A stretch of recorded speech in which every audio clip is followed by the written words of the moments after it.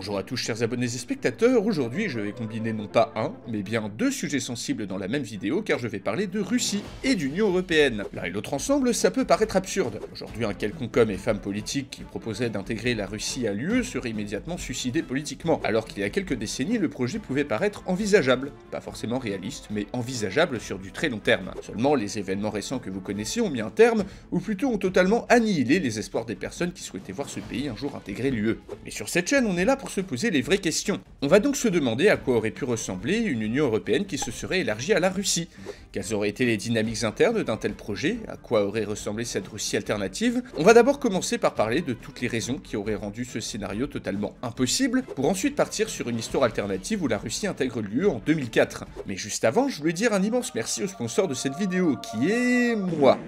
Oui, c'est moi qui sponsorise ma propre vidéo, j'en ai rien à foutre. Et si le Paris moderne était téléporté au Moyen-Âge avec tous ses habitants, en 1328 plus précisément? Imaginez un peu ce bordel de manière réaliste. Pour les Parisiens, c'est l'effondrement, et ces douillet citadins doivent se débrouiller sans eau, ni nourriture, ni électricité. Pour les médiévaux, qui voient apparaître d'un coup une ville gigantesque au centre de laquelle trône une immense tour de fer, c'est la panique. À travers plusieurs personnages, deux époques de monde se confrontent.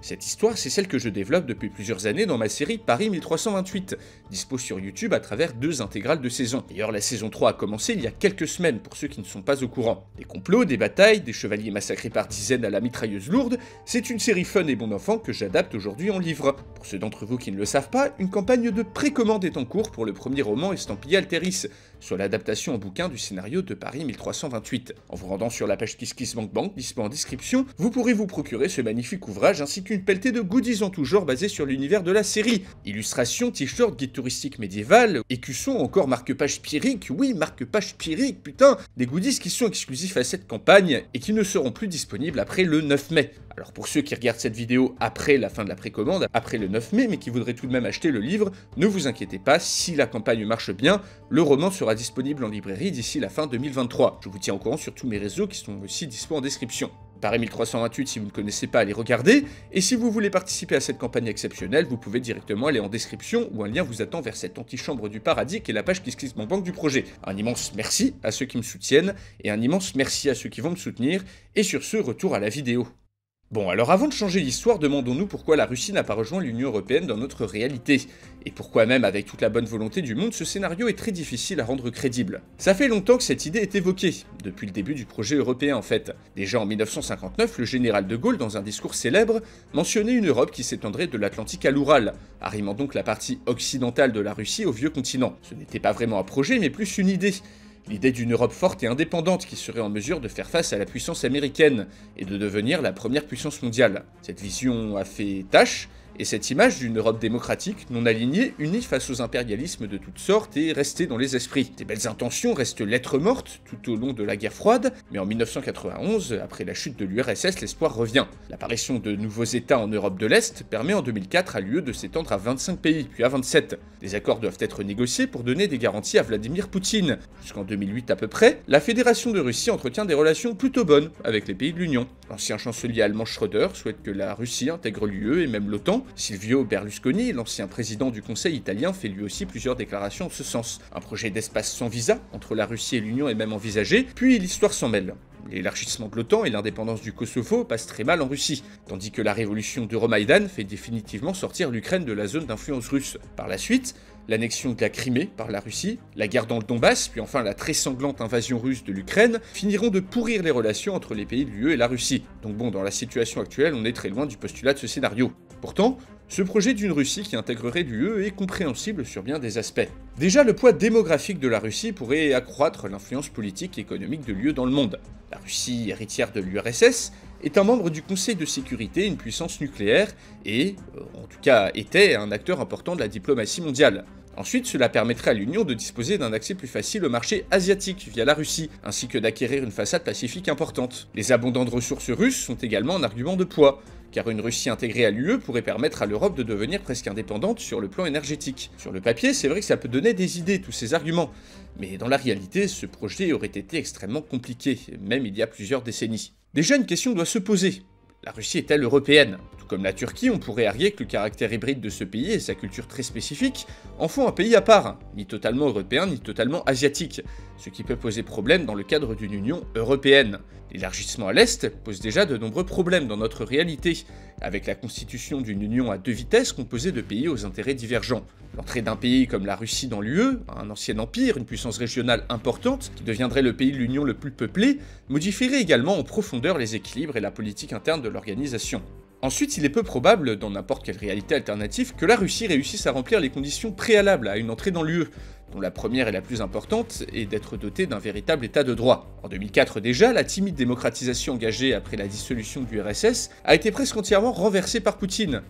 Ajoutons à ça la corruption dans le pays qui est omniprésente, et les critères de l'UE sont remplis au mieux très imparfaitement. Ensuite, l'Union n'est pas seulement une organisation qui permet de mieux s'entendre entre voisins, mais bel et bien un organe supranational, à qui les pays membres délèguent une partie de leurs compétences étatiques, notamment en matière d'économie. La fière Russie pourrait-elle supporter de se voir dicter sa conduite par Bruxelles, ou bien entreprendrait-elle, une fois intégrée, de bloquer toutes les initiatives qui n'iraient pas dans son sens? On peut penser qu'une puissance comme la Russie a des intérêts si opposés à beaucoup d'autres pays de l'Union que le dialogue aurait été extrêmement compliqué. Rappelons-nous également que la Russie est à l'initiative de plusieurs organisations de coopération régionale, comme la CEI, puis l'Union économique eurasiatique, qui ont pour vocation de favoriser l'intégration et la coopération entre les États de l'ex-URSS. Pour que la Russie intègre l'UE, il aurait fallu qu'elle ne tente pas de former elle-même une alternative. Puis ensuite, faut que tous les pays membres soient d'accord. Or, des pays comme la Pologne ou les pays baltes, traumatisés à juste titre par l'occupation russe, auraient certainement tout fait pour empêcher l'entrée de la Russie dans l'UE.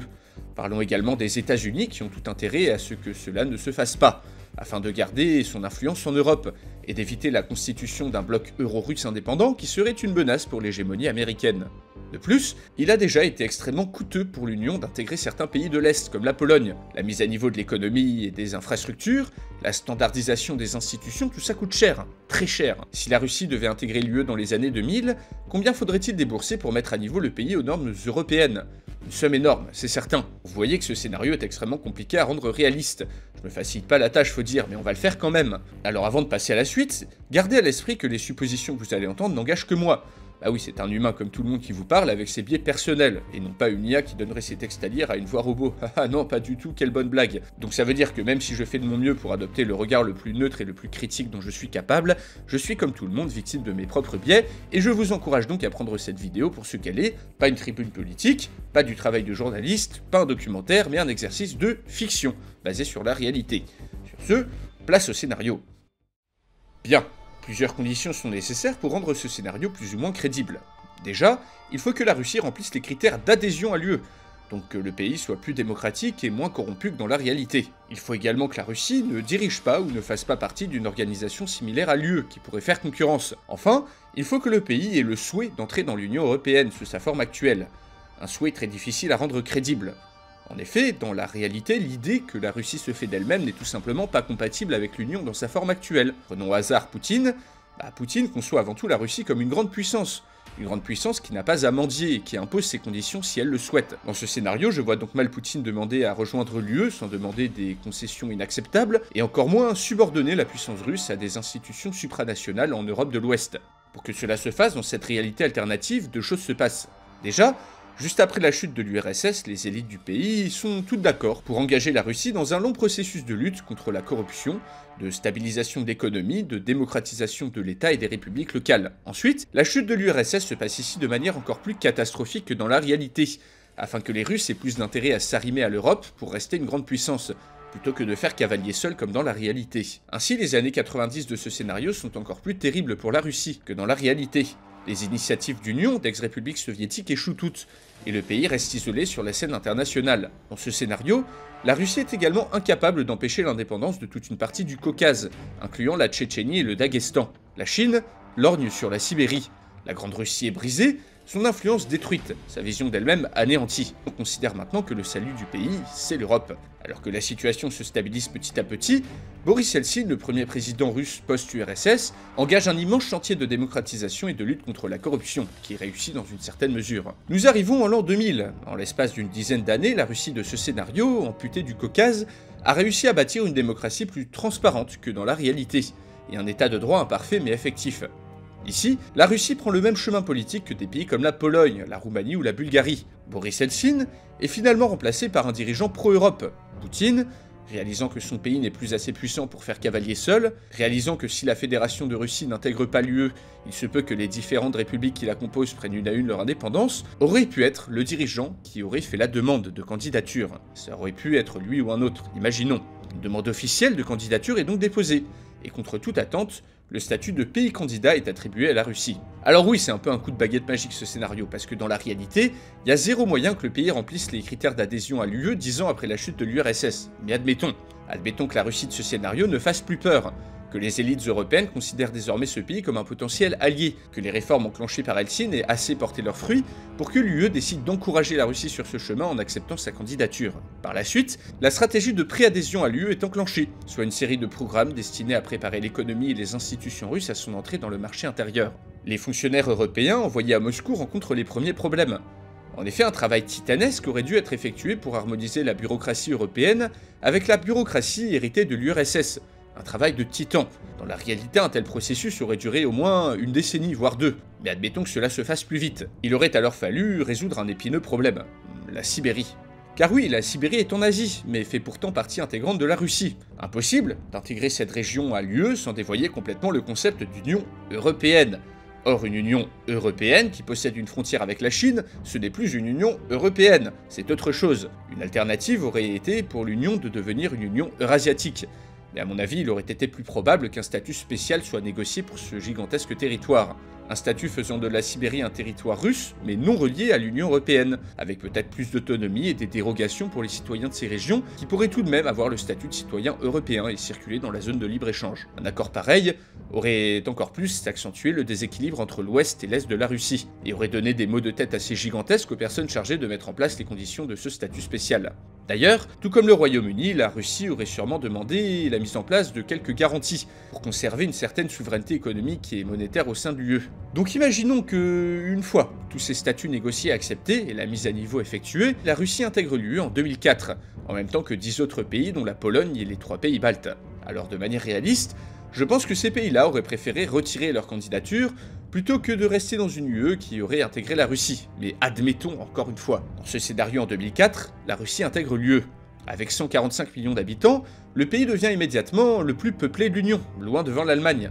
Avec cette population, le nombre de députés russes au Parlement européen aurait largement dépassé la centaine, devenant ainsi le plus gros contingent diplomatique présent à Bruxelles avec à peu près 20% des députés. L'Union vient en un an de doubler sa population et compte désormais 600 millions d'habitants. L'équilibre des puissances en est bouleversé. Pour le moment, la Russie n'adopte pas la monnaie unique, mais se voit intégrée au marché intérieur européen. L'arrivée de tous ces pays supplémentaires et du géant russe provoque une ruée vers l'or des entreprises d'Europe de l'Ouest. Grâce aux investissements européens massifs, aux matières premières russes et au coût du travail peu élevé, la Russie voit affluer des dizaines de milliards d'investissements en très peu de temps. La Russie devient vite le pays avec la plus forte croissance de l'Union. Les marchés sont vite inondés de matières premières russes, gaz, pétrole, blé, colza. La Russie se développe à une grande vitesse et exporte ses ressources à des prix très avantageux. Le pays serait vite devenu le premier bénéficiaire des fonds européens, afin de développer ses vastes territoires. Les conditions de vie des citoyens russes auraient sûrement été bien meilleures à l'intérieur de l'UE qu'à l'extérieur. De nombreux endroits très peu développés en Russie auraient pu se doter d'infrastructures neuves grâce aux fonds européens. Mais d'un autre côté, les effets de cette entrée commencent à se faire ressentir de manière plus négative. Déjà, cet afflux massif de matières premières crée une très forte dépendance de l'Union aux ressources russes, bien plus encore que dans la réalité. Ensuite, des milliers d'entreprises et d'exploitants agricoles en Europe de l'Ouest sont poussés à la faillite, car ils ne peuvent tout simplement pas être compétitifs face aux coûts de production russes. La désindustrialisation qui a touché l'Europe de l'Ouest dans la réalité est ici encore plus forte. Dans ce scénario, beaucoup de grandes entreprises délocalisent leurs activités en Russie, qui en plus de disposer d'une main-d'œuvre éduquée et peu chère, représente un marché gigantesque à développer. Alors que la désindustrialisation s'accélère en Europe de l'Ouest, une autre crainte apparaît, l'arrivée massive et non contrôlée de millions d'immigrants des pays de l'Est dans les pays les plus riches. Dans la réalité, l'immigration polonaise en Angleterre a été un des facteurs qui a poussé les électeurs à voter pour le Brexit. Et bien dans ce scénario, en plus du plombier polonais, c'est le soudeur russe qui se ramène. Et ce sont des dizaines de millions de travailleurs russes qui obtiennent la possibilité de circuler librement en Europe. Cette arrivée massive de travailleurs peu chers bouleverse les marchés du travail des pays d'Europe de l'Ouest et alimente très rapidement une grande défiance des populations envers l'UE. Au niveau politique, la Russie renforce considérablement son influence à Bruxelles, au point que rapidement, plus aucune décision ne puisse se faire sans l'aval russe. Les grands perdants de cette Russie européenne sont sans nul doute les grandes puissances d'Europe de l'Ouest, qui voient leur poids politique grandement diminuer. Royaume-Uni, Italie, mais surtout la France. Il est fort probable que dans cette union alternative, l'Allemagne se détourne très vite de son partenaire d'outre-Rhin pour concentrer tous ses efforts diplomatiques et économiques vers la Russie. En gros, l'entrée de la Russie dans l'UE signifierait la fin du couple franco-allemand, s'il a existé un jour, et la création, ou plutôt le retour, du couple germano-russe. Ça rappelle des bons souvenirs tout ça. En effet, les élites allemandes ont longtemps lorgné à l'Est, dans la réalité. Dans ce scénario, l'entrée de la Russie dans l'UE est une aubaine inespérée pour l'industrie teutonne. La puissance économique allemande se serait très bien accommodée de cet afflux de matières premières et de main-d'œuvre pas chère, au détriment d'une France désindustrialisée, reléguée au rang de nation secondaire dans l'Union, qui aurait de plus en plus peiné à faire entendre sa voix. Nous arrivons en 2008, période qui dans la réalité correspond à l'indépendance du Kosovo, l'invasion de la Géorgie par la Russie, ainsi qu'à la crise des subprimes. Comment cela se serait passé dans cette réalité alternative? Déjà, il est peu probable que le Kosovo prenne son indépendance, la Russie y étant opposée et disposant déjà d'un poids politique important dans les décisions de l'Union. J'imagine que même si les États-Unis sont favorables à cette indépendance, les pays européens s'y seraient opposés, ne voulant pas se mettre à dos le partenaire russe auquel ils sont de plus en plus dépendants. Il est aussi peu probable que la Géorgie se fasse envahir par une Russie européenne. Au contraire, j'imagine bien cette Russie accroître encore plus son poids politique, en poussant pour que l'UE intègre également des pays encore situés dans sa zone d'influence. Ici, il est probable que l'Ukraine, la Biélorussie, la Moldavie, la Géorgie, voire la Serbie, tous les 5 disposant d'une minorité russophone, et fortement dépendants aux grands frères slaves, finissent par acquérir le statut de pays candidat. Comme dans la réalité, la Russie aurait pu utiliser la dépendance des autres pays à ses ressources pour faire accepter ses vues. Ainsi, si l'UE de ce scénario intègre également ces pays-là, le pouvoir politique de la Russie dans l'Union en aurait été décuplé sans avoir besoin d'envahir qui que ce soit. Ensuite, la crise de la zone euro qui a suivi la crise des subprimes n'aurait pas touché très fortement l'économie russe. Ici, ces remous accélèrent encore plus la suprématie économique et politique russe, alors que dans de nombreux pays, les mouvements eurosceptiques ne font que gagner en popularité. À mon avis, l'influence russe aurait été telle que l'UE de ce scénario aurait été encore plus immobile que dans la réalité. Et oui, même justement dans la réalité, il est quasi impossible de réunir un consensus qui satisfasse tout le monde. Dans ce scénario, les Polonais et les Baltes se seraient sûrement opposés systématiquement aux propositions russes et inversement, la France isolée aurait pu chercher dans une alliance avec les pays du Sud une solution pour contrer l'écrasante domination germano-russe. Le Royaume-Uni aurait à mon avis vite considéré l'UE comme une machine à promouvoir les intérêts de l'Allemagne et de la Russie, et aurait sûrement entamé le Brexit dès les années 2010. Quant à l'OTAN, il est peu probable que la Russie finisse par intégrer l'organisation, vue comme anti-russe. Pour rappel, l'OTAN a été créée à la base pour se protéger du RSS. Dans ce scénario, cette organisation aurait pu finir par être considérée comme obsolète par les pays européens. Et sur la menace d'agression militaire russe, les dernières troupes américaines auraient quitté l'Europe dans les années 2010. Cette UE alternative aurait néanmoins représenté un poids très important dans les affaires du monde, et serait devenu le bloc économique le plus puissant. Ce bloc aurait été bien plus indépendant par rapport aux États-Unis, mais il aurait été peu probable qu'il puisse parler d'une seule voix. À l'international, les différentes administrations américaines, voyant le contrôle de l'Europe leur échapper, auraient pu se concentrer plutôt vers le Pacifique, par exemple, voire entamer une confrontation économique avec ce nouveau bloc euro-russe. Pour la suite du scénario, je vais formuler plusieurs hypothèses ouvertes, parce qu'on rentre ici dans des conséquences très imprévisibles. Déjà, cette Russie européenne aurait eu tellement d'influence qu'il aurait été difficile pour les autres pays de l'Union de contraindre ce pays à respecter les règles. Peut-être qu'après une phase de démocratisation, la Russie pourrait à nouveau tendre vers l'autoritarisme. Une hypothèse d'autant plus probable si c'est un Poutine pro-européen qui dirige le pays dans cette réalité alternative. Comme l'impérialisme économique allemand, présent dans l'UE d'aujourd'hui, l'impérialisme russe pourrait finir par se réveiller. Ici, plus besoin de conquête territoriale comme en Ukraine. Non, dans ce scénario, la dépendance des autres pays à ses ressources, ainsi que la forte influence russe sur les institutions européennes aurait suffi. Deux gros blocs d'influence auraient pu dominer en Europe. Le bloc russe, constitué d'ex-républiques soviétiques, et la Russie. Et le bloc allemand, constitué de l'Allemagne et de plusieurs pays d'Europe centrale, sous son influence économique. Au milieu de ces deux géants, les autres pays auraient largement peiné à sortir la tête de l'eau. En 2020, l'intégration européenne aurait sûrement été au point mort, bloquée de toutes parts par les intérêts divergents. Cette coopération-rivalité entre le bloc allemand et le bloc russe à l'intérieur de l'UE aurait pu mener à l'implosion de cette alliance en quelques décennies. Car dans ce scénario, il est probable que le Brexit soit suivi d'un Frexit. La France ne trouvant plus son compte dans cette UE totalement verrouillée et dominée par l'Allemagne et la Russie. Si la France s'en va, il est certain que d'autres pays suivront. Des alliances régionales auraient alors pris le relais, et le projet européen tel que nous le connaissons aurait très vite disparu pour laisser place à autre chose. Que se serait-il passé ensuite? Une UE plus resserrée aurait-elle pu émerger à nouveau sous l'impulsion française? Puis de la Chine? Se serait-elle développée autant si toutes les entreprises européennes délocalisent en Russie? La Russie et l'Allemagne se seraient-elles partagées à nouveau la Pologne? Aurait-on pu partir en Erasmus dans la ville de Novomoskovsk? C'est à vous d'en discuter et de continuer le scénario dans les commentaires. En attendant, j'espère que vous avez apprécié cette vidéo. Si vous voulez soutenir la chaîne, vous savez quoi faire, et si vous préférez les scénarios un peu plus développés, je vous invite à visiter la page KissKissBankBank de la campagne de précommande de Paris 1328, ou de l'acheter dans votre librairie la plus proche si vous regardez cette vidéo après le 9 mai 2023. Et en attendant, chers abonnés et spectateurs, on se dit à la prochaine pour une nouvelle vidéo.